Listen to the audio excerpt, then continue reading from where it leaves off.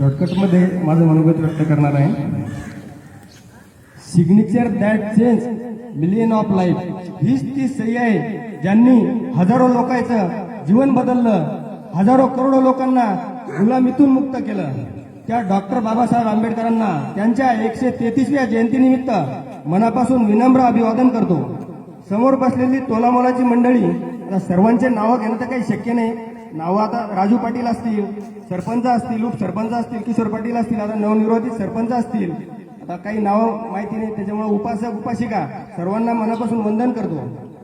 आम्ही हिंदू बौद्ध एकता समितीची जी स्थापना केली ती कोणता राजकीय फायदा मिळवण्यासाठी केलेली नाही. डॉक्टर बाबासाहेबांचे विचार लोकांपर्यंत पोहोचतील या उद्देशानं आणि लोकांना खरा इतिहास समजेल या उद्देशानं आम्ही हिंदू बौद्ध एकता समितीची स्थापना केलेली आहे. आजही आपण समाजात बघतो, जे डॉक्टर बाबासाहेब आंबेडकरांना 100 वर्षापूर्वी कळालं होतं की शिक्षणाचं महत्व काय आहे आणि या शिक्षणाशिवाय आपल्या सर्व समाजाची गुलामी संपणार नाही, ते आज आपल्याला 100 वर्ष होऊन स्वातंत्र्य मिळून आपल्याला आज 70-80 वर्ष झाली असतील, काय जे झाले असतील ते आजही आपल्याला शिक्षणाचं महत्व कळलं नाही.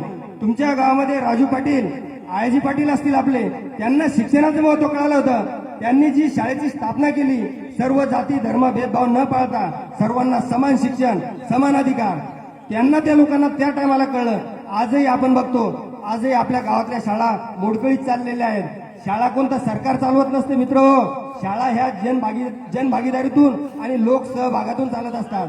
आज जर आपल्या गावातल्या तुम्हाला वाटत असेल सरकारी शाळा टिकल्या पाहिजे, आज 5वी पर्यंत गावात शिक्षण घ्यायला लागते आपल्याला जिल्हा परिषदमध्ये, त्यानंतर आपल्याला नायगावला इथं आजूबाजूला शाळा उपलब्ध आहे. पण आज 70% समाज आपला गोरगरीब समाज जो आहे तो गावातल्या शाळेमध्ये शिक्षण घेत असतो. जर ह्या शाळा मोडल्या तर मला सांगा नुकसान कोणाचं होणार आहे?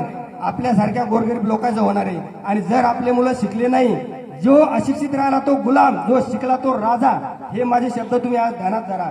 त्याच्यामुळे मी जास्त काही वेळ घेणार नाही, कारण मंडळीचा आता विषय चालला होता तिकडे सप्त्यामध्ये कुठे जायचंय. एवढं मला बोलण्यासाठी सर्वांनी संधी दिली त्याच्याबद्दल मनापासून आभार. धन्यवाद. धन्यवाद अध्यक्ष. या ठिकाणी अध्यक्षांनी शिक्षणाचं महत्व सांगितलं आणि खऱ्या अर्थाने आपण शिक्षणाचं माहेरघर पुणे म्हणतो, परंतु आयजी पाटलांची कृपा आपल्या पंचक्रोशीतला आपल्या तालुक्याचं शिक्षणाचं माहेरघर आणि शिक्षणाचे द्वार